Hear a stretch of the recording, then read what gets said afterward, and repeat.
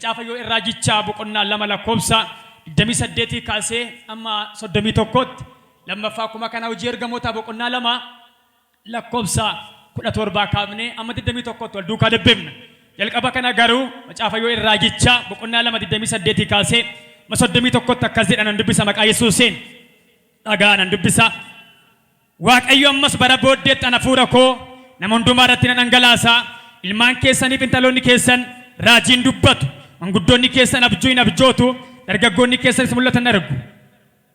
Bara sanatti ani hojjettoota koo warra dhiirotaa fi warra dubartootaa irratti iyyuu hafuura koo nan dhangalaasa. Waaqa irratti lafa irrattis milikinni dhiigaa fi abidda utubaa aaraas hin agarsiisa. Guyyoota koo inni guddaaniif sodaachisaan sun utuu hin dhufiin duraa aduun dukkanatti jiinis dhiigatti hin diddiiramu. Maqaa Waaqayyo warri waammatan hundinuu garuu hin oolu. Akkuma ani Waaqayyo jedhee ture warri ani waame tulluu Xiyoon irratti Yerusaalem keessatti hafanii hin fayyu jedha. Hojii ergamootaa 2:17 kan jedhan dubbisa maqaa Yesuusiin. Guyyaa gara dhumaatti akkanan ta'a jedha Waaqayyo. Foon qabeessa hundumaaf hafuura koo nan kenna. Ilmaan keessaniif intaloonni keessan raajiin dubbatu. Dargaggoonni keessan mul'atan argu. Manguddoonni keessan abjuu hin abjootu. Eeyyeen guyyoota sanatti hojjettoota koo warra dhiiraaf dubartiidhaaf hafuura koo nan kenna. Raajii sun dubbatu. Wanti dinqisiisaa ol Waaqa irraa milikitas gadi lafa irraa dhiigaaf ibidda aaraa lafa gurraachessu nan agarsiisa. Guyyaa gooftaa inni guddaaniif dinqisiisaan utuu hin dhufiin aduun dukkanatti jiidhis dhiigatti diddiiramti. Maqaa gooftaa kan waammatu hundinuu immoo hin oola. Mata duree guyyaa har'aa irratti barannu mallattoo dhuma barichaa beekuu waan jedhu baran. Mallattoo dhuma barichaa beekuu waan jedhu sitti dubbadha. Waa'ee mallattoo yoo laaltan ibsituu waan tokko. Fakkeenya yoo laaltan daandii konkolaachistoonni fi daandii imaltoota miillaa irratti yoo laaltan ispaaltii yoo kanaa daandii irra makiinaan deemu mallattoon jira. Mallattoon daandii fakkeenyaaf ispaaltii irra yoo laaltan diimaan, giriiniin akkuma kana keelloon waan ibsu qaba. Inni seera waa'ee daandii sanaa beeku konkolaachisaan tokko daandii sana irratti yeroo deemu dhaabbadhu suuta jedhu nama jira naannoo kana horii jira waan jedhu daandii isaarra iddoo ka'ee amma ga'umsa isaatti milikinni wanta karaa isaarra jiru sana maal takka jiru otoo eenyumtiyyuu afaaniin itti naasa'iin milikinni waan sanaa ibsa nama daandii irra konkolaataa imalchiisu. Geejiba daandiirraadhaaf nama karaa ta'udha. Egaa akkuma kanaa gooftaan keenya Yesuus Kiristoos inni biyya bantii Waaqarraa dhufee ilmaan warra Waaqayyoo ta'an isatti kan amanan hundumaa fudhatee mirga abbaatti galchuudhaaf biyya lafaa kanarraa imala gara bantii Waaqaatti amantoonni har'a waamamne daandii biyya lafaarraa kaasee biyya Waaqaatti geessu ilmi Waaqayyoo Yesuus baneera. Daandii baname kana keessatti garuu akkuma yeroo konkolaachisaa magaalaa tokko ka'ee magaalaa tokkotti deemuudhaaf otoo nam tokko afaanin dubbatee ibsan laatiifiin milikitaan waa'ee waan sanaa beekee suuta akka inni jedhu akka inni ariifatu akka inni suuta jedhee deemu akka inni of eeggatu kan godhu milikinni akkuma jiru ilmi Waaqayyoo Yesuus Kiristoos biyya Waaqayyoo abbaarraa ba'ee biyya lafaa kana biyya Waaqaa walitti firoomsee lammii Waaqarraa ta'anii biyya lafaarra warra jiran biyya Waaqaatti galuudhaaf daandiin kana gidduu ba'ee ilmi namaa garuu mallattoo inni ittiin kana beekee keessa darbee dhaqee iddoo ilmi Waaqayyoo Yesuus qabuu fi sana ga'uudhaaf milikitanni beekuu qabu baroota keessa sagalee Waaqayyoo waan lafa kaa'ee qaba. Wajjin ta'a sammuu namaa qabadha. Eenyumtiyyuu yoo ta'e magaalaa tokko ba'ee magaalaa tokko galuudhaaf imaltuu miillaa iyyuu haa ta'u konkolaataa iyyuu haa ta'u xiyyaara iyyuu haa ta'u maaliyyuu geggeessituu wayii agarsiistuu wayii milikita wayii qabaachuun dirqama ta'a. Yeroo baay'ee yoo laaltan xiyyaara warri balaliisan ol ka'iinsa caammaa yeroo dabalanii maaliif akka isaan ol ka'iinsa caammaa dabalan haalli yeroo sana kennatu fi danda'u yoo ol kaate kaffitaa akka yoo dabalte kana caalaa deemuu dandeessa waan jedhu yaadni jira. Garuu walumaa galatti waa'ee bara kanaa sinitti haasaa nun amantoonni har'a waldaa kiristaanaa keessa kan jirru adeemtuudha deemsarra jirra. Nama simbukkee qabaa galqaba ka sammuu sabanaa deemsarra jirta hin dagatiin jedhaani. Qabaaraasaa deemsarra jirta hin dagatiin jedhaani. Walumaa galatti waa'ee bara kanaa sinitti haasaa. Barri kun bara akkamiiti kan jedhuun xinnoo shesinii saaqagaa erga nama naasee barri kuni maqaa kiristaanota biratti waamamuu qabuuf akka caaffata qulqullaa kakuu naaraaf kakuu moofaa jedhutti barri kun maqaa lamaan waamama warri barreeffatan. Barri amma keessa jirru kun tokko bara kakuu haaraa jedhamee waamama. Kakuu haaraa jechuun maal jechuudha gaafa jettan kaleessa eengadda bara tokko keessa wanti moofaan tokko akka jiru sagalee Waaqayyoo nutti agarsiisa. Kanaaf kaleessa waa akka darbe har'a garuu waa akka ta'e nutti agarsiisa. Sagalee Waaqayyoo maaliif bara kana kakuu haaraa jedhee waama? Yo'eel boqonnaa 2 lakkoofsa 28 amma 32 yeroo dubbiftanii Waaqayyootu bara kakuu moofaa isa jedhamu keessa dhaabate Yo'eel raajichatti raajii wayii tokko dubbate. Yo'eel yeroo kana yeroo ergaa kana balleessu raajiin kuni yeroon sun jecha har'a dhaabanne yeroo dubbannu kakuu moofaa keessa taa'ee kakuu haaraa keessatti raajii tokko raaji bara booddeettiidha. Bara sabooddeetti Waaqayyo hafuura isaadha nama hundumaadhaaf hin kennaa jedha. Hafuura isaa nama hundumaadhaaf hin kenna erga jedhee booddee maayidha foon qabeessa hundumaa irratti Waaqayyo hafuura isaa maal godha jedha hin hangalaasaidha. Erga jedhee booddee dhiirota keessaniif dubartoota isaa irratti Waaqayyo hafuura isaa hin hangalaasa.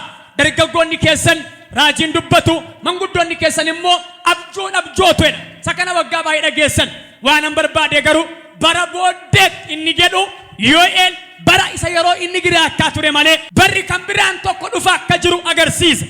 Kanaaf Yo'eel bara isa amma nuti keessa jirru kakuu haaraa jennee waamnu kana kakuu haaraa sababii jedhamuudhaaf deemaa jiru kanaan ibsa. Yo'eel garuu bara ammaa malee barri biraan tokko jira. Baricha garuu waa lama baatan. Tokko Waaqayyo baricha keessa hafuura isaa ijoollee keessan dargaggoota keessan foon qabeessa hundumaa nama ilma Waaqayyootti amane kamirratti iyyuu hin hangalaasa jedhee abdii gammachuu of keessaa qabu haasaa na wajjin ta'a. Ni kan biraa maayidhaa bara booddee kanattedha. Guyyoonni Waaqayyoo inni sodaachisaaf inni dinqisiisaan otoo hin ga'iin jedha guyyaa keessa aduun kun dukkanatti ji'a halkanii immoo cileetti hin jijjiiramti. Milikiin akkasii kun hin ta'a kana beekaa. Yeroon sun garuu guyyoota gara booddee jedhamu jedhee guyyaa gara booddee jedhee Yo'eel waama. Sagalee Waaqayyoo keessaa gaafa laaltan garuu har'a barri kun maal jedhe waama gaafa jettan bara kakuu haaraa isa Yo'eel bara booddee jedhu gooftaan keenya Yesuus Kiristoos abbaan barreessaa Ibroota 8 lakkoofsa 7 gaafa dubbiftan garuu ilmi Waaqayyoo Yesuus Kiristoos inni luba amanamaa ta'e sun erga inni dhalatee ka'ee booddee barri kun bara isa bara booddee jedhamaa ture bara kakuu haaraa jedhamee Yesuus Kiristoos inni gara biyya lafaa furee biyya lafaaf dhufe erga inni dhalatee kaasee booddee barri kun bara akkamii jedhama gaafa jettan bara kakuu haaraa jedhan. Sagalee Waaqayyoo keessa ragaa qaba na dhagaa. Barri kun walumaa galatti maal jedhama gaafa jettan bara kakuu haaraa jedhama. Hundi keessan harka mirga ol kaasaa dubbii kana dubbadhaa kan dubbanne giraatiin barri kun bara kakuu haaraadha jedha. Kana dubbachuu qabda dirqamadha beekuu qabda dirqama harka mirga ol kaasaa akkas jedha barri kun bara kakuu haaraadha jedha. Kakuu haaraa kana maalirraa ka'ee lakkaa mee waan tokko sitti taasa. Bara kana kakuu haaraa erga jennee yeroo baay'ee amantaa musliimaa gooftaa Yesuusiin waa tokko jedhanii falmu. Inni ergamaadha malee ilma Waaqayyoo miti ofiisaas Waaqayyoo miti. Amantaaleen tokko tokko immoo Waaqayyoo abbaatti amannaa ilma Waaqayyoo Yesuus Kiristoosiin garuu Waaqa goonen sagannu maqaa isaatiin hin kadhannu garuu dhugaa dubbii Waaqayyoo irraa gaafa laal addunyaa kana amantaa kam saba kam qomoo kam yoo laaltan barri kun bara kakuu haaraa akka lakkoofsa Awurooppaatti har'a lakkoofsi lakkaa'amaa jiru addunyaa guutummaan itti walii galu har'a barri meeqadha? Bara 2025 barri 2025 eessaa ka'ee lakkaa'ame gaafa jettan achirraa ka'ee gaafa ilmi Waaqayyoo Yesuus dhalatuu kaasee amma har'aatti amma ilmi Waaqayyoo lammaffaa mirga baarraa deebi'ee dhufutti akka lakkoofsa warra Awurooppaatti barri 2025 inni ammaa kun kakuu haaraa jedhamee haasaa.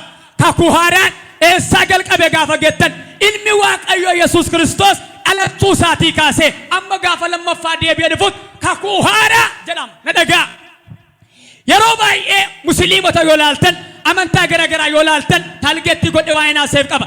Ilmi Waaqayyoo Yesuusii ergamaadha malee maal miteedhu ilma Waaqayyoo mitiidha. Garuu ilmi Waaqayyoo Yesuus namarraa waan adda godhu waa sittimu mootiin baay'ee dhalateera kan saalakkaawwati darbe malee maqaa kan biraatiin yookaan lakkoofsisa akaakilii kan biraa keessatti sanyii kan biraa keetiin lakkaan kan Yesuus garuu yoo laaltan garbeeliin gara biyya lafa dhufee durbee Maariyaamitti asaaseera raajii baay'ee dubbateera ergamoonni baay'een parasensii argamsa hafuuraa keessatti gara waldaa kiristaanaa gara namoota dhuunfaa dhufanii waan baay'ee jedhaniiru garuu ilmi Waaqayyoo Yesuus inni karaa durbee Maariyaam dhufee erga gaafa ni dhalatee kaasee amma har'aatti lakkoofsi haaraan mogga'eera.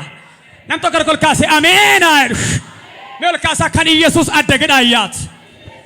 Ol kaasaa harka mirgaa kan Yesuus adda jedhaayyaa. Jabeessana wajjin ta'a.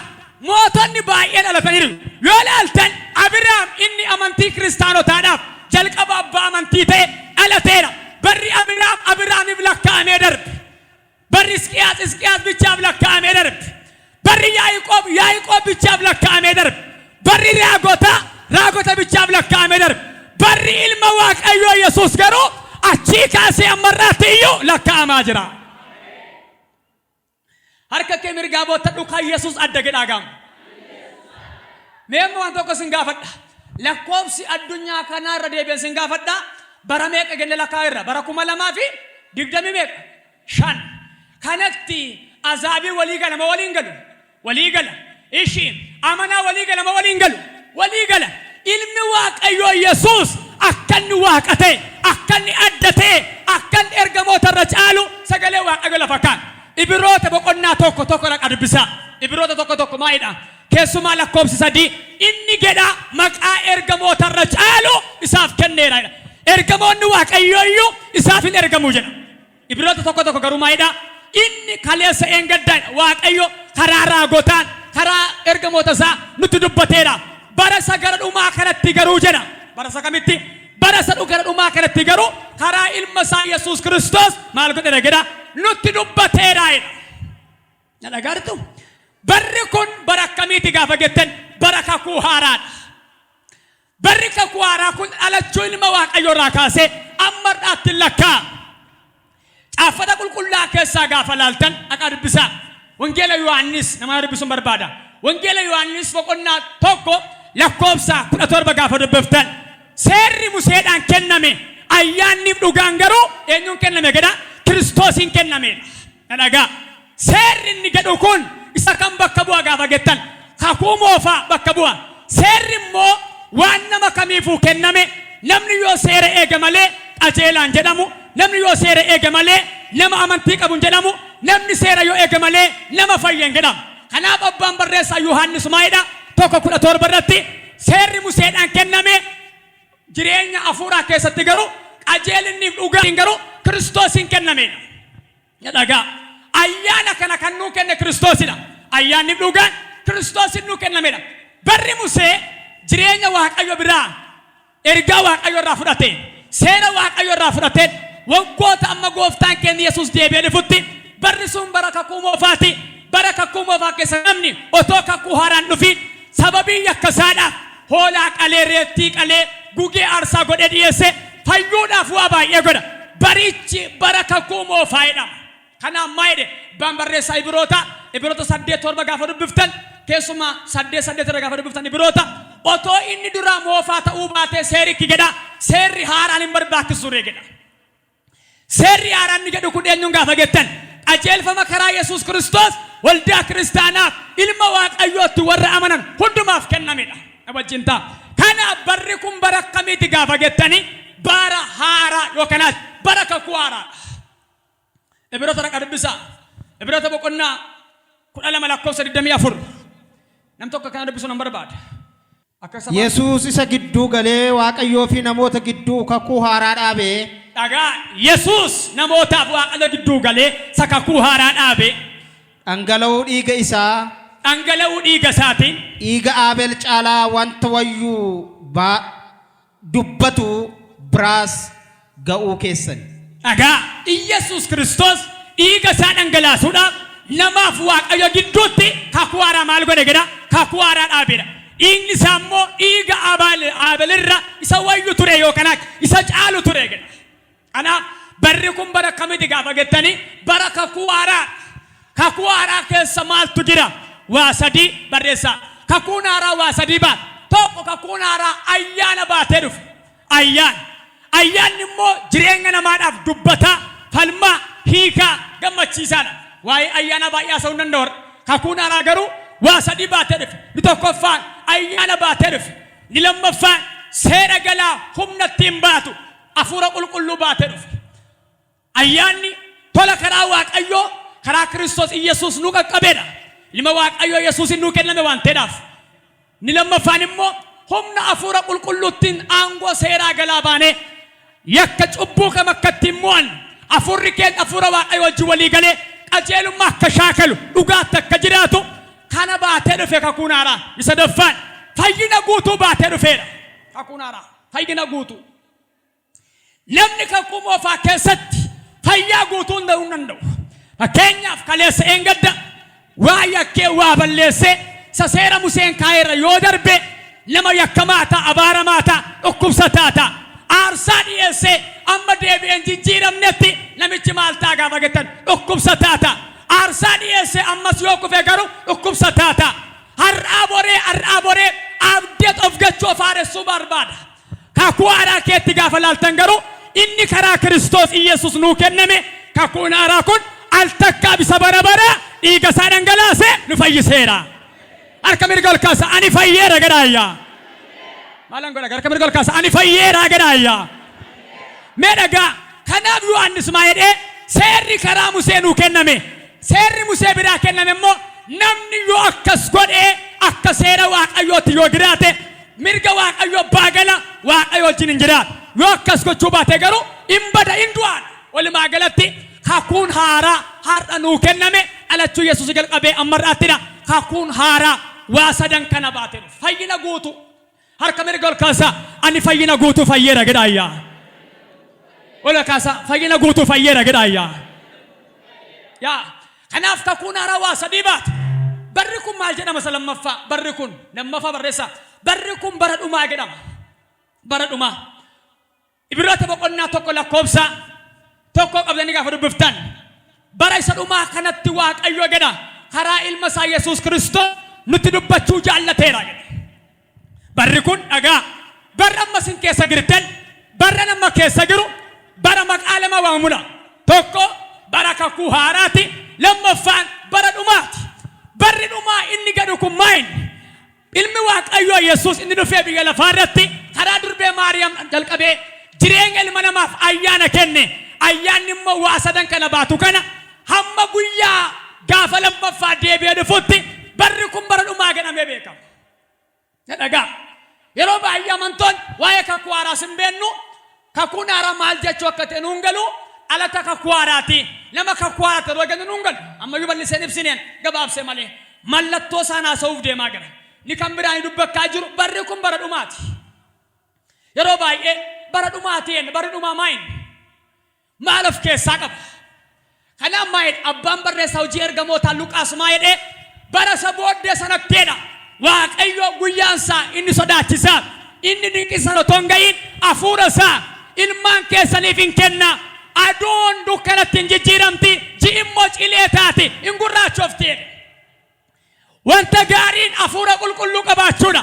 Wanti hamaan garuu milikinni baay'een ta'an. Guyyoota sagam keessatti sadhumaa keessatti. Barri kun bara dhumaadha. Ilmi Waaqayyoo waa lama jalqabe. Dhagaa gabareekkaati. Kakuu haaraa jalqabe, bara dhumaa jalqabe. Kakuun haaraa waa sadan kana warreen ijoo jedhaman baatee dhufeera. Namni fayyuudhaaf kaleessa eengadda waa baay'ee godha, karaa baay'ee ba'a, daandii baay'ee bu'a. Har'a garuu ayyaana Waaqayyoo isa karaa Kiristoos argameetiin tola lubbuu isaa, hafuura isaa, jireenya isaa fayyisee Waaqayyo wajjin jiraachuu hin danda'a. Mee waan tokko gada seebbisu har'aa qabee sammuun kee abanamu dhiiga garaan irraa. Qophaa keessan jecha kana jedhaa aboottadhaati barri kun bara dhumaati jedhaa. Kanaafiyyuu jedhaayyaa milikkita isaa mallattoo isaa beekuun qaba jedhaa. Amma yeroo baay'ee sodaan amaanaatti nam'ee azaabiittuu nam'ine. Raafamni nama Waaqayyoon beeka jedhamutti nam'ee warra kaanittuu nam'ine. Maaliif gaafa jettan waa'ee mallattoo bara dhumichaan beekan. Kanaaf yoo elmaa jedhee waa lama irraa qocee lafa kaa'e. Sagalee Waaqayyoo keessaa guyyaa har'a bu'uura goonee kan laallu bara isa dhumaa sanatti maal akka ta'u sagalee Waaqayyoo keessaa wangeela Maatewos boqonnaa 24 dhaqaa dubbisa lakkoofsa 3 irraa kaasee Maatewos 24 lakkoofsa 3 irraa kaasee dhaqaa dubbisa Maatewos 24 lakkoofsa 36 garuu akkas jedha yerichas guyyichas Waaqayyo abbaa yoo ta'e malee eenyuyyuu guyyaa sana beekuu hin danda'u guyyaa isa kam guyyaa isa sodaachisaa isa hamaa sana amma barri kun bara dhumaati jenneerra guyyaa ilmi Waaqayyoo akkuma kanaan dura karaa durbee Maariyaam dhufee dhalate lammaffaa immoo isa dhufeetti qulqullootaaf qajeelonni firdii fudhachuudhaaf guyyaa Waaqayyoo jedhamee ni beekame guyyaan sun guyyaa akkamii akka ta'e eenyumtuu beekuu hin danda'u yoo abbaa koo ta'e malee jedhe Yesuus na dhagaa barri kun bara dhumaati bara dhumaa kana keessa garuu amma guyyaa ilmi Waaqayyoo lammaffaa deebi'ee dhufutti milikkitoonni mul'atan jiru taatee mul'atan jiru wantoonni waaqarratti lafarratti jireenya namaarratti uumamarratti mul'atan jiru warreen kana immoo amanaan beekuun mirga toon ta'e dirqamadha barri kun milikkita qaba mallattoo qaba of ibsa inaasaa sagalee Waaqayyoo gaafa dubbatu maalidha yericha guyyicha abbaa koo yoo ta'e malee ilmis eenyumaaf iyyuu beekuun hin kennamneefidha na dhagaa ilmi Waaqayyoo kanaan dura karaa durbee Maariyaam akkuma dhufe amma immoo duumessa keessa ergamoota 60 wajjin marfamee deebi'ee ni fudhachuudhaaf jira garuu har'a amma guyyaa sanaatti sagalee Waaqayyoo maal lafa kaa'a barichaaf guyyicha eeggachuudhaaf milikkita bara dhumaa beekuun amanaarraa eegama na dhagaa bara kanan beennu yoo ta'e jireenya jiraannu keessatti deddeebi'u keessatti waaqeffannu keessatti waan baay'eedhaan miidhamoo taana guyyaa dhumaatti fayyuu hin dandeenyu egaa maa jedhe dubata isinii deebi'a yoo lama lakkoofsi 33 irratti maa jedhe akkuma kana immoo hojiin ergamoota 2 lakkoofsa 19:20 irratti maa jedhe keessuma namni amma dhumaatti jabaatee dhaabate maal taa'edha hin fayyaa'edha namni maqaa Waaqayyoo waammatu oolaa'edha maaliif dhumarratti waa'ee fayyinaa kaase waa'ee ooluu maaliif kaase kana gidduu namni akkan oolle namni akkan fayyine keessumaa namni amma dhumaatti jabaatee dhaabate ooluudhaaf jira fayyuudhaaf jira na dhagaa erga fayyineerra jenne ayyaanni fayyina baatee dhufe fayyina guutuun maaliif garuu sagalee Waaqayyoo amma dhumaatti maaliif jedhe na dhagaa amanaa waggaa 10 amanaa waggaa 5 amanaa umurii guutuu tagaagilaa kan maaliif sagalee Waaqayyoo amma dhumaatti maal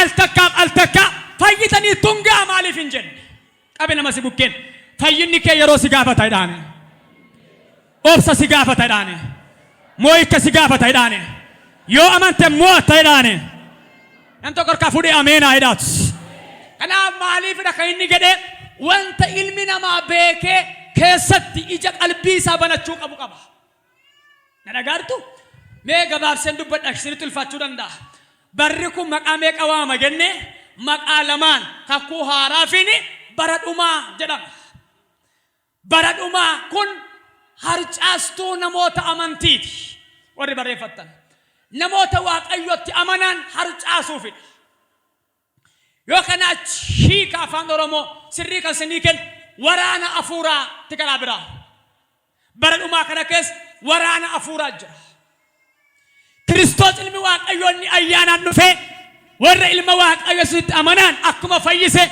inni amaasuun san garuu fayyina keessaa baase Waaqayyoon beekuu keessaa baase gara gaannabiif gara du'a bara baraatti geessuudhaan waan ta'eedhaaf arra gaafa laaltan guyyoota gara booddee gadhumaa kanatti wanta amma jiru maal gaafa gettan waraana afuuraa jira barri kun bara dhumaati mallattoo isaa beekuun garuu namni akka fayyu namni akka oolu godha takka isin eebbisan harkaa yoo fudhatte har'aa qabee Waaqayyo ija keef qalbii kee abanu maqaa Yesuuseen ija kee abanu Waaqayyo irraa kaase main milikkinni bara dhumaa mallattoon dhuma barichaa maalidha warri barreeffatan tokko barri dhumaa kun milikkinni isaa maalidha inni tokkoffaan bara wallaalchisaadha barri kun bara wallaalchisaadha kakuu haaraa kana keessaa garas inni sagalee Waaqayyo lafa nuu ka'u bara dhumaa jennee paartii bara dhumaa keessatti yeroo kutaa bara dhumaa keessatti ilaallu barridhumaa maal of keessaa qaba gaafa jettan wallaalchisa of keessaa qaba. Wallaalchisa jechuun maal jechuudha? Waa lama barreessaa. Wallaalchisuun waa lama yookaan akaakuu nama of keessaa qaba. Inni tokko wallaalchisa waa'ee hafuuraati. Waa'ee hafuuraa. Waa'ee hafuuraa jechuun maal jechuudha? Amantoonni Kiristoos Yesuusitti amanne akkuma sagalee Waaqayyoo wangeela Yohaannis boqonnaa 4 lakkoofsa 12 irratti dubbatu Waaqayyo hafuura kan waaqeffamus dhugaa fi hafuuraanidha. Amma baay'een keessan aarsaa hafuuraa dhiyeessaa jirtu Waaqayyoof. Warri waaqeffannaa hafuuraa beektan yeroo faarfannoo hafuuraan, yeroo lallabnoo hafuuraan, yeroo kadhannoo hafuuraan nun namoota hafuuraati. Wallaalchisuun mallattoo dhuma barichaa wallaalchisuun jalqabaa kamira gaafa jettan karaa hafuuraati. Dhagaa hafuuraan maa inni wallaalchisuun hafuuraa? Bara kana keessa namoonni baay'een hafuura Waaqayyoo qabu jennee warra nuti amannu hafuura Waaqayyoo miti immoo wanti irraa mul'achaa jiru. Hafuurri Waaqayyoo sagalee Waaqayyoo keessa gaafa laal hafuura sibirii, hafuura nagaa, hafuura boqonnaati. Wallaalchisuun mallattoo bara dhumaa keessaa sagal qabaati. Hafuura keetti gaafa laaltan sobni dhugaa fakkaate dhugaan yeroo soba ta'edha. Yeroo kana garas kaleessa eengaddarra har'arra bor walii wallaalaan jirtaniam raajiin dhugaa eenyu akka ta'e waldaan sirriin kam akka ta'e namni sirriin eenyu akka ta'e wallaalaa jee namoonni baay'een maal gaafa jettan barichi bara wallaalchisaadha. Gara kolaalaa irraa keessan har'a sabaa firaaf diina wallaalle, har'a sabaa dhugaaf saba wallaalle, har'a sabaa waan gaariif waan hamaa adda baafachuuf nuti ulfaanne. Barri kun bara dhumaa waan ta'eef bara wallaalchisaadha. Mee gara kolaalaa inni hafuura keetti gaafa laaltani wallaalchisaan karaa lama sinin jedhan. Tokko karaa hafuura, lammaffaa karaa uumamaati. Uumamaan gara kolaalaa hundi keessan mee barri kun bara wallaalchisaadha yoo jettan sagalee Waaqayyoo keessa waan sinii kaase. Wangeela Maatewos 24 lakkoofsa 3 maayidha. Keessumaa 5 irratti maayidha. Sagalee Waaqayyoo akka jedhu baay'een namootaa jedhe Yesuus maqaa koodhaan ani masiidha jechaan dhufu yeroo kanatti garuu akeekkadhaatii ilaalaa jedhe Yesuus. Ergaa Yohaannis duraa boqonnaa 4 lakkoofsa 1 maayidha. Ergaa Yohaannis duraa 4 lakkoofsa 1 qarbisa. Kutaan sinii kennu seeraan qabadhaa. Maayidha kitti beektu namoonni baay'een hafuuraan dubbanna jedhanii gara biyya lafaatti gadi ba'aniiru. Hafuura isaa ittiin dubbatan garuu qoraatii ilaala malee baay'een hafuura Waaqayyoon dubbanna jecha gadi ba'anii jiru. Gara kolaalaa hundi keessan wallaalchistuu baay'een qabdanii amma hiriyyaa keessan kamtu dhugaadha kamtu sobadha? Ollaa keessan kamtu dhugaadha kamtu sobadha? Mee hundi keessan gara kolaalaa wanti bara kana giraasin hin gabbaanii waan jecha wallaalle bara dhumaa keessatti karaa hafuuraas biyya lafaa keessattis wallaalchisaan baay'eedha. Firaaf diinan beektu, alagaa firan beektu, kan keef kan ormaan beektu garuu akkas jedhameera warri hafuura Waaqayyoo qaban waan hundumaa shallagu malee shallagamani. Nam tokko kutee ameen ariyyate kalaabaraa doolaa baadiyyaas orkaasaa qabitaa mirga na wallaalchisu jedhaayyaas barri dhumaa kun jedhaayyaa anaan jedhaayyaa na wallaalchisu jedhaa. Amma bara kana haadhuma jettee deessetu mucaa ishee ajjeefti. Nan sobee abbaama jilbasaa keessa mucaa baasetu bodeedhaan ankaaskeedhaan ari'a. Haadhoomaaf haadhoo wajjiniin gara haadhaa keessaa ba'etu dabarsee wal kennaa jira. Dhagaartu tajaajilama waldaa tokko keessa tajaajilaa jirutu diina walitti ta'aa jira. Firaaf alagaa wallaalle kan ormaaf kan keenya wallaalle. Barri kun bara akkamiiti gaafa jettan bara wallaalchisaadha. Eenyu fakkateen beeku garuu warra Waaqayyoo ija isaan banaafi. Ija isaan banaafi ameen jedhaayyaa. Mee hundi keessan gaaffii keessan sinan gaafa dhawaa sin ol gaafattan bara kana nama maaltu jiraan jettanii beektanii? Hagalgaayin eenyudha? Waldaan ishee kamidha? Kamtu dhugaadha? Miidiyaan tokko kan biraasa, tokko immoo kan biraasa. Abbaan siyyaa tokko kan biraasa, siyyaan kan biraasa. Kamtu kamii bara kana gaafa laaltan eenyu bakka ta'een beeku warra Waaqayyoo ija isaa banaa ameen ariyyate. wallaalchisaadha bari dhumaa. Kanaafidha amma dhumaatti jabaatee kan dhaabbate maal ta'a? Hin fayya. Amma raagota wallaalli ammasin, paasterii wallaalli ammasin, faarfataan kam gatanii wallaalli ammasin. Barri dhumaa mallattoon isaanii jalqabaa bara wallaalchisaadha. Mee gara koolala hundi keessan yeroo ammaa kana gaafa laaltanii dubartii heerumtee fi shamarreen heerumne gara baasan hin beektan. Nan sobee dhugaadhaan teknooloojii jedhanii isattiin namoonni baay'ee dhumaa jiran haadha keenya waggaa 30 40 50 torra ijoollee dubara waggaa 18 fakkaatu waliin isaan beekamu taasisii keetti yeroo baay'ee dargaggoonni baay'een harmoolii keenya nama gaa'ilaaf hawwan fakkeessu. Oqollaan taane gaggeessu. Wallaalchisaadha ka. Bara kana abbootaaf harmoota dargaggoota irraa adda baasuu hin dandeenye. Agalgaa'otaaf amanaa adda baasuu hin dandeenye. Mee agalgaa'ota waltajjii irraa ilaala. Guyyaa sanbataa kakuu ammaa kana waltajjii jeekkaraa oolu sanyoodhaa qabanii amma qidaameetti garuu mana dhugaatii oolu. Kamta manaa kamta galgaa'i. Barri kun bara kamiiti? Bara wallaalchisaadha ka. Kan kana qaalumaa hin nire. Kana beekuuf garuu ati dhuma barichaa beekuu qabda. Kamtu kamii jechaan jirtanii ammasin eenyudha jechaan jirtanii ammasin isa kamiidha dhugaan jechaan jirtanii dhuma sii kadhadhu kadhannaa dhumaa kana har'a Waaqayyo ija kee amanu dhiigolichaan amma dhumaatti kan dhaabbate garuu maal ta'a? Hin dhaga'u sagalee maal ta'a? Hin fayya. Obbolummaa hawaasummaa jiraattaa alatti yaada garaa kee gaddiigde nama wajjin hin haasoftu. Cidii kee gabbaafte namatti hin haasoftu. Amma si wajjin nyaatee kee booddee amma immoo billaa luqqifatee beet duuba kanaan argita.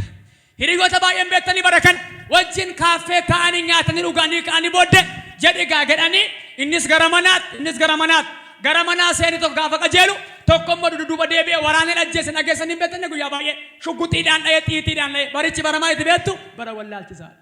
Isa nyaatee nama nyaatu. Bara wallaalchisaadha namitti Yesuus tu'edha. Laattee fi kaatee naan laanne si beeka garuu sin beeku attamitti nan beektu si beeka. Nan beektu sin jedha. Bara kana argaan jirtanii haadha intala kaadde intala haadha kaadde abbaa ilma kaadde ilma abbaa kaadde bara wallaalchisaa. Jakka tokko gadheen darba qabxii biraatti har'aa qabee Waaqayyo ija kee amanu dhiigolichaan.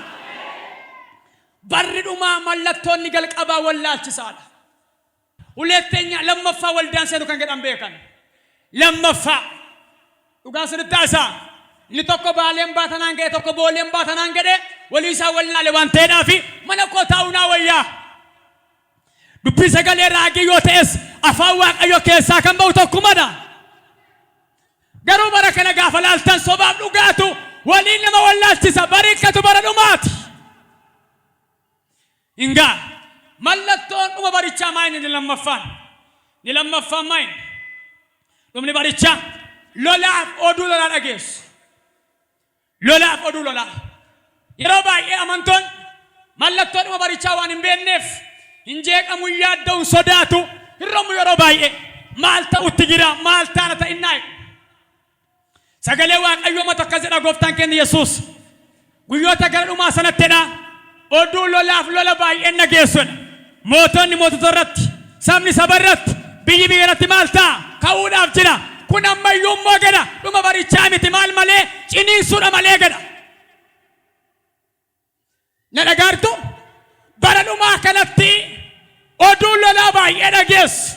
Lolli baay'een hin ta'a. Haadhoon irratti hin ka'a. Ollaan irratti hin ka'a. Namoonni baay'een diina walii ta'u garuu dhagaa. Ammayyuu ciniinsuudha malee dhuma raawwii isaa miti. Dhuma barichaa keessa lola jira oduu lolaa jira. Amma ta'u waldaa keessa warri nama oddaan ka'aa badhaa gadhee waldaa walakkaa akka beeka. Gubaa'ee guutummaa akka agalgaa'ii keessa nama muraasa tafa. Amanaa keessa nama yartuu wayii tafa. Maaliif beektu bara seexanni bara kana keessa waraana afuuraa banee jiru bara lolaati barichi. Nadagaa girtaa Efesoon 6:10 nuni gada Phaawulos namoota foon uffatan miti lolli keenya gada macaa afuurota ammeenyaa wajjin malee gada ergaan si qaba guyyaa har'aa seexanni hiriyaa keetti galee ollaa keetti galee si waraanaa kan jiru namicha dhiisi hafuura isaan sirraadhaa jedhe Waaqayyo. As qabarka bitaa mirgaa sirraadhaa dhiigolichaan. Ora labadiidha. Nan tokko afaan baase ameenaa hiriyyate. Barri kun bara akkamii gaafa gettan bara dhumaa waan ta'eedhaaf baratti lolliif oduun lolaa baay'ateedha. Lolaan qabdanii amma fayyuma abbaa nagaa hojii makee keessatti waajjiruma keetti cherchii matti dhufee manumaa si waamee sin arrabsanii namoonni baay'een barammaa kana. Maalina beektu barichumatti bara seexannittiin guyyaa dhumaa kana keessa lolaatiin ka'eedha. Ati immoo akkas jala kargama Phaawulos jedhe hafuura isaa malee foon namichaa dhiisi. Foon isaa dhiisiiti mana keetti galiiti hafuuraan dhayi. Ana sii kadhadhu ija kee irratti baneera dhiiga alechaan. Ija kee irratti baneera dhiiga Yesuusin. Mee bara kana ilaala. Inni kaan tiiktookiin, feesbuukiin, yuutuubiin, bilbilee, qaamumaan maal gochaa oola? Nama lolaan oolu. Lolla jechuun nama rabsuudha, nama hojii walitti bu'uudha, wal dhabuudha yaadaan. Barichumatu bara dhumaati. Ijoolleen bara dhumaa kana keessa ka'an kan warri Waaqayyoo hafuura Waaqayyoon ka'u kan isa gaannabii kan isa si'oolii immoo arrabsoodhaan lolaan coqqolloodhaan jibbaanidha kan amante garuu irra si'ii keera dhiiga qaraanii oollaan. Mallattoon bara dhumaa inni lammaffammaa inni oduu lolaaf lolatu baay'ata. Dhagaa dubbisa sagalee Waaqayyoo keessaa wangeela Maatiyos 24 dhagaa dubbisa. Sadaffaa beelatu baay'ata beela Rahaab. Beelli baay'ata bara dhumaatti. Kun raajiin barbaachisu raajamaan gooftaa kana Yesuutu lafa kaa'e. Guyyoota gara booddeetti yookaan guyyoota gara dhumaattidha. Milikinni sattaanii jiran beelatu taa'e. Warri wallaakisan hin ka'u. Lolaaf oduu lolaan dhageessu. Beelli immoo taa'edha. Beelli foonii sagalee Waaqayyoo keessatti kan inni lafa kaa'u. Beelli hafuuraas jira. Beelli kun lamadha. Namoonni baay'een irra raajiin dhugaa isa kam akka ta'e, paasteriin isa kam akka ta'e, waldaan kiristaanaa dhugaan ishee kam akka taate wallaalurraa kan ka'e namoonni baay'een manatti galanii taa'aa jiru. Baay'een keessan amma ribata qulqulluun fudhattu hin kadhattu amma gorsa qabaa gaa'illi keessan maaliif beektu kamtu kam jechuurraa kan ka'e mana taa'aa jirtu hafuurri keessan beela'aa jira. Beelli hafuuraa dhufnaan immoo beelli foonii dirqama dhufa. Yoo beela hafuuraa keessaa baate beelli foonii mana keenseen. Ameen hin gattanii maalo? Nama si muki qabaati beela hafuuraa mo'annaan jedhaane. Beela foonii min sodaateen jedhaane. Waaqayyo waan godhu godhee si giraachisa jedhaatti dubbadha. Bara dhumaatti maaltu ta'a? Beelatta. Mee bara kana lalam hin hojjettu garuu sugan qabu. Hin hamaatu garuu baarkiin qabu. Hin keessu garuu waliin qabatu. Diddiigamaa harca'aa ta'a. Biyya baay'eetti gaafa laaltan amma hongee baay'ee bu'aa jira, horii baay'ee dhumaa jira, midhaan baay'ee badaa jira.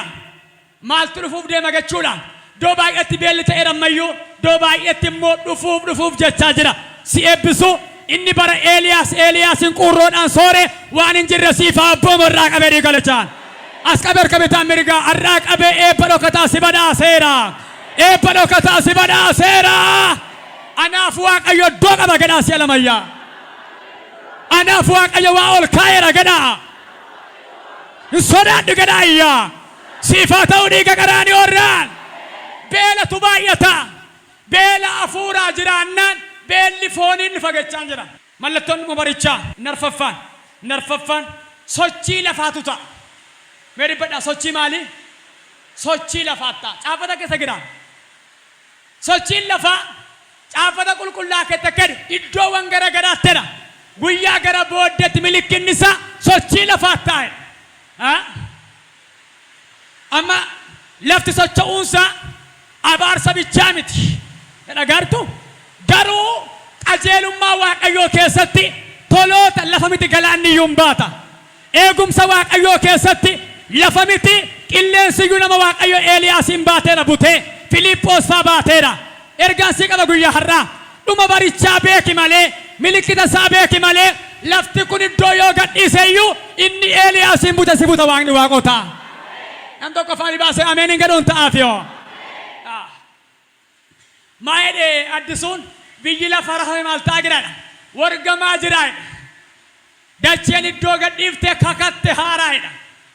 Maaliif walgadhiisaa girti idduma waaqayyo kaayerra sokkaa girti quncaafatadha sochiin lafaan ta'a waaqayyo garuu warra kan saadhaaf iddootti oolfatu qopheesseera as qabisee eebbisu gabaa keessaa makiinaa guutuu keessaa kan kee qobaattaa oolu dhiiga garaaniyoorraa kan kee oolu dhiiga Yesuusiin meeraa gidibbadha ani garuu jedhaayya karaa Kiristoos nan oola jedhaayya sochiin lafaa akka inni ta'u milikkita dhuma barichaati sochiin lafaa kirkirri lafaa nagarreen yeroo darbe Finfinnee baadiyyaa garagaraa biyyoota garagaraa eegaa amma ganaata ammayyuu iddoo baay'eetti ganaata caafata gedha kun immoo nafu sagalee waaqayyo kadhadhaa kana hambistuun jenne maal ta'a malee ofii keessanii ooluudhaaf kadhadhaan kun hin ta'a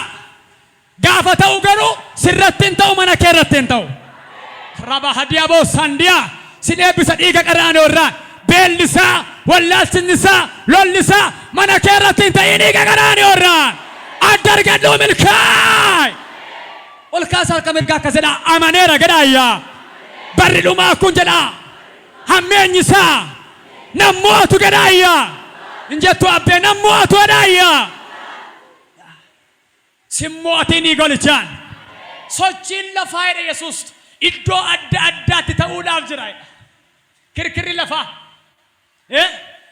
warri kirkirri lafaa dhaabatu jettanii kadhattanii kadhannaatiin hin oolu qajeelaa irratti hin ta'in nama kee irratti hin ta'in waldaa kee irratti hin ta'in harka kee nu kaa'e jedha malee hambisoo jettanii naf kun jedha sagalee waaqayyooti milikkita maaliiti barichaati milikkita barichaati malee caafata garaka yoo kun hin taane amanaan qophaa'uu hin danda'u yoo kun hin taane amanaan ka'uu hin danda'u akkasiin jedha waaqayyotu wanti hundumtiyyuu ta'aa jira ani dhufuu ga'eera qophaa'ii keessaa butan taa'edha waaqayyooti ani keessaan biyya qaba kan jedhu si'a lama ameenaa jedhaatu dabalee ameenaa amma mee masin nan beeka kadhannaa keessan hambisiin kadhadhuan hin hafus warra kan kee garuu oolchiin kadhadha caccabni markaba Phaawulos faa waa hafeera hundatu maal ta'e caccabe isaan garuu maal ta'aniiru oolaniiru waaqayyo keenya waaqa akkasiiti kuni dirqama ta'a yoo kun hin taane akka ilmi waaqayyoo Yesuus dhufuu ga'e nuun galu mee waggaa 5 ji'a achi garas biyya alaa dhageenya malee waa'ee lolaa ammaa oduu lolaa ammaa beela ammaa kana kirkira lafaa kana biyya Itoophiyaa ga'e hin beeku amma garuu as Oromiyaa keessa iddoo baay'ee ga'aa jira bor immoo mana manaatti ta'a jechuudha waa gadee seebbisu akkuma biyya Gibxiidha ergamaan du'a mana Israa'el bukkee darbe si dabarseera dhiiga qaraaniyoorraan si dabarseera dhiiga Yesuusin mee harka mirga ol kaasa nan oola jedhaayyaa nan oola jedhaayyaas ooli kumaatama keessaa afurri waaqayyo waa dhugaanaa baas qaba harka bitaan mirgaa otoo asii waa dhaga'amu otoo achii waa dhaga'amu otoo bita kee mirga keerra akka jigaa bishingaatti jigani keessa si dabarsadhe waaqayyo keessa si dabarsadhe waaqayyo keessa darbii milkaa'ii dhiiga qaraaniyoorraa barichi dhumaa maal qabaa milikkita qaba sochii lafa sadhumaa shanaffaa seera malee jiraachuuf baay'ata seera malee jiraachuu mee keessa kan hundumtu jedha maal malee jiraachuu bara kamitti bara dhumaatti seerri malee maal beektu isa waaqayyoo kaa'e waaqayyoo hundi keessan gara kolala milikkinni dhuma barichaa inni shanaffaan seera malee jiraachuu seera malee jiraachuu maalidha beektu warra qullaa deeman waaqayyoo Addaamiif Hewwaa warra jalqabaatti ayyaana uffise erga isaan ayyaana waaqayyoo keessaa ba'anii qullaa ta'an immoo waan ta'e qalee gogaatti uwwisee jedha qullaa isaanii dhoksee fi'edha saalfii oolcheenidha seera waaqayyooti kun abbaaf ilma haadhaaf intala gaa'ila qulqullaa'aa waaqayyo waan hundumaayyuu seera qabeessaan uumeera bara booddeetti garuu jedha Yesuus inni waaqayyo seeraan ka'e kun seera malee ta'a seera keessaa ba'a seera ala ta'a namni seera malee jiraata akka malee gadhiisi jiraata kanaaf of eeggadhaa kana gartuu warra ma faashinii hordoftan warra ma waan garaa keessanii gootan warra akka barbaadan taatan ta'a omayyoo miti waaqayyo sagale lafa kaayira warra akkasii jiru namni guyyaa sana garuu amma dhumaatti dhaabateen fayyaa hin fayya seera malee meedila waldaa waaqayyoo laalaa dur namni iddoo aarsaan sodaata amma garuu gaafa laaltan waldaa keessa taa'ee namni seera malee jiraachuurraa kan ka'e feesbuukii haasaa geemii haasaa tiiktookii haasaa seera malee jiraachuudhaan kun qullaa dhaqa waldaa amma dubartoonni keenya baay'een isaanii wayyaan isaanii qullaa akkatti kadhannuuf hin qabnu dhiironni keenya baay'een chestiin isaanii bakkee jira maal beektu seera malee jiraachuudha arraa qabeerraa si'ii keera nama si bukkeen qabaaraasaa seera malee jiraatiin jedhaani ilmi waaqayyoo Yesuus jedhaani sitti dhufaa jira jedhaani jiraatiin seera malee seeratti deebi waaqayyo haadha manaa tokkoof abbaa mana tokko kenneera abbaa manaa tokkoof immoo haadha mana tokko kenne 99 hin geeddarin seeradhu jiraadhu tatanqaq of eeggadhu jiraadhu gadhiisitti hin jiraatina baay'een keenyi agalgaayinuun dhugaa yoon dhuge maal rakkoo qabaayettu agalgaa'uun ejjuu yoon ejje maal qabaayettu isaan daandii si'ool irra jiru yoo barbaade duukaa malee Yesuus jireenya dhalaa kanan beeka amee jedha afaanii fuudheeyyaa seera malee jiraachuu baay'ata wal kabajuun hin jiru amma mee kaala badha bokabbe amma bokabbeen naan gafu mucaan makoo ga'uu qabu kota bokabbe na of kalchaati bokabbe fayyaa keetii nagaadha yoon jedhe amma akkam salphata marraba namaatti nagumaati mee arraba akkamii tamma kun amma na of kalchaa ulfaadha dhaqaa ta'a yoo ilaaltan amma haadha keenya waggaa 50 gaatama akkisii keenna mataaskii keetti dhugaadhaan irraan waa'ee ku waaqayyo sinitti fakkaata qaroomina qaroon afuura keenyaa jaameera waldaa agarsiistuu mootummaa waaqayyoo fayyi kanarraa dhiigoolichaan dhagaa karaa warri onlaayinii dhageessanis seera malee jiraachuun mallattoodhuma barichaati baratti dargaggoonni baay'een otoo hin ga'iin akka nama ga'ee ta'an baratta galgaa'onni baay'een dhugaa keessaa dhiisan wallaalchisaadha dhagaa dubbisaa sagalee waaqayyoo keessaa Roomaa 2 lakkoofsa 22-23 dhagaa dubbisaa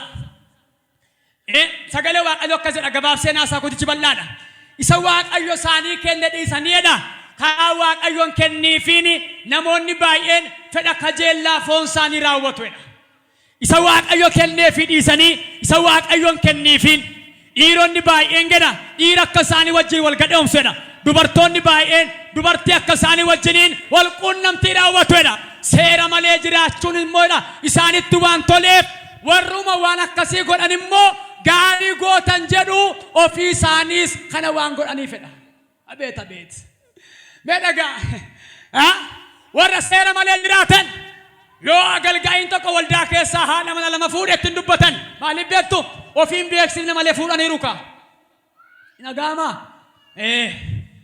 yeroo agalgaa'iin tokko cubbuutti kufu waamtee adabuu yeroo gorsitu hin gorsani waan ifatani maaliif beektu ofiis keessa jiru eenyuun akka ta'en beekorra waaqayyo ija keef gurra keen irratti manee bukkeessa dabarsa kaayira waaqayyo nama si bukke qaba seera malee jiraatiin jedhaan eebbisaani gadhiisittiin jiraatiin jedhaani seera malee jiraatiin jedhaani mee bilbila keessan ol kaasaa bilbila keessan ol kaasaa waaqayyo teknoolojii kana kan fide ol kaasi bilbila kee maaloo akkatti cubbuu hojjettuummoo akkatti waan gaarii hojjettuufidha dubbadha ol kaasaa akkatti maal hojjettuufidha waan gaarii akkatti nama hamattuufidha akkatti dabarsitee obboleessa kee gurgurtuufidha akkatti hin ciistee ati ittiin wal quunnamti saalaa sahamaa akkatti laaltuufidha otoo fanaddee ija kee jaamseeoo kana yaada yeroo hundumaan yeroo waa namaa ilaallume araara waaqayyoof safuudha malee otoo dhoosee fanaddaasee hin danda'u hin danda'a nargitoodha waan kadhadha as qabaar kabitaa mirgaa onlaayinii kanarras kana geessan biyya kana keessa as qabaar kabitaa mirgaa seera waaqayyoo kaa'ee keessaa warra ba'an as qabaar kabitaa mirgaa dachee oromiyaa irraa as qabaar kabitaa mirgaa waldaa kiristaanaa irraa biyya Itoophiyaa irraa arraa qabee walirratti afanii dhiiga garaanii orraan walirratti afanii dhiiga Yesuus afanii baasa ameen jedhaa eeyyaa hin agartu gooftaan namoota baay'een qaba ameen jedhaa afanii baasaati seera malee warra jiraatan Waamara sinii kukuyyaadha. Warrumti mee waldaa keessa nu gamsiiftan maal rakkoo qabaa agalgaa onnu dhuguu gettan dhaqaa dhugaa malee waldaa keessa nu baa bageetaa biyyesuus kan sin baaseera. Saanuun ejjuu dhaqi wajjin malee waldaan jeeqin ufte. Amma namoota baay'ee maal rakkoo qabaa nuun jedhu agalgaa onnuun godhu agalgaa isa kamii raajii isa kamii isa kan si oomoo isa kan si ool wallaalchifamiina. Himmachaayina jara keenya tolugin himmachaayina fayyaa malee mee afaan baasaa meen gedha amma akkatti nama gorsitu dhabaa irraa amma akkatti isa dhugaatiin agalgaa itaanee tajaajilaa taanee akkatti gaa'ila namaa sirreessinu akkatti dargaggeessa gorsitu dhabaa girram maal godhu beektama amanaan amma silaa ashaaxaarii garmaleedha tisi idaa fuudheem ragaa qabatama harkaan qabu yoo ati sirradhu kun wangeela miti sinima waan haaraa fidduudha waan haaraa miti macaafa jedha of sirreessi waan iddoo biraatti si harkisarraa qabee miilla keessa mukeerraa cireera dhiiga gadaanoorraan cireera dhiiga Yesuusin nama sin bukkee qabaatii seera maleen jiraatiin siin jedhe Waaqayyo jedhaane gammadaa jirtu moo aaraa jirtu yoo gammadaa jirtan galateeffadha harka walitti reebaati xumureera inni jaaffaan bara jaalalli namoota qabbanaa'uudha mallattoon dhuma barichaa jaalalli namoota baay'een qabbanaa inni torbaffaan baratti humni hafuura qulqulluu namoota Waaqayyootti amananiif kennamanidha argitanii tula torban isaa keessa jaansaa waan hamaadha inni torbaffaan garuu abdii keenyadha wallaalchisuu warra nama wallaalchisaniin hin wallaalchifamiin oduu lolaaf ololatti hin galiin dhagarta bara kana keessa beelli waan baay'atuuf soora hafuuraa sooromu kirkirri lafaan ta'a milikkita kanaaf onneen kennayin hin aatiin seera malee jiraachuun baay'eedha seeratti galee jiraadhu ni jaaffaan jaalalli namoota baay'ee qabbanaa jira jaalala Kiristoosiin obboloota jaalladhu ni torbaffaan humnattiin wanta hamaa kana mo'attu hafuura qulqulluudha siifaa kennamu sim harka bal'ifadhaati ameen jedhaa simadhaa sagalee kana qabaa nama simu kennan harka bitaa mirgaan wallaalchifamuu warra nama wallaalchisanii jedhaane irra deebi'aa qabaa nama simu kenn wallaalchifamuu jedhaane warra nama wallaalchisaniin hin wallaalchifamiin jedhaane Waaqayyo akkasiin jedhaane addanaa bayi addan si baasa jedhaane nam tokko narkaa fuudhee ameenaa jedhaatu kutaadhumaa qabadhaash Maatiyyoos 24:36-37 akka jedhu sagalee Waaqayyoo guyyichaaf yerichan beektaniitiidha yeroo hundumaa qophii sagalee jedhu fakkeessa dubbateetu barannoo itti sedha bara bishaan badisaatti Waaqayyo ilmaan namaa fite namoonni baay'een hin sirbu wal fuudhu waan garaa isaanii godhu hin dhugummachaa jedha bara ilma namaatti namoonni baay'een akkasuma ta'uudha dhagaartu baruma nooyyuu gaafa laaltanii namoonni dhuguu hin sirbuu wal fuudhuu hin jeekkaru otuma Waaqayyo deebi'aa jedhuuti dhufee bishaan irra galagale si eebbisu hammeenyi bara kana sirra galagalii dhiiga gadaanoorraa harka bitaa mirgaa gara abbaa keetti ol kaasi anis si wajjin gargaarsa isaan eeggachaa jira humnattiin bara hamaa kana mo'attu waaw milikkita hamaa kana irratti ija kee baneera irraa qabe baneera maqaa Yesuusiin baneera maqaa Yesuusiin baneera maqaa Yesuusiin mo'aa dhiiga gadaanoorraa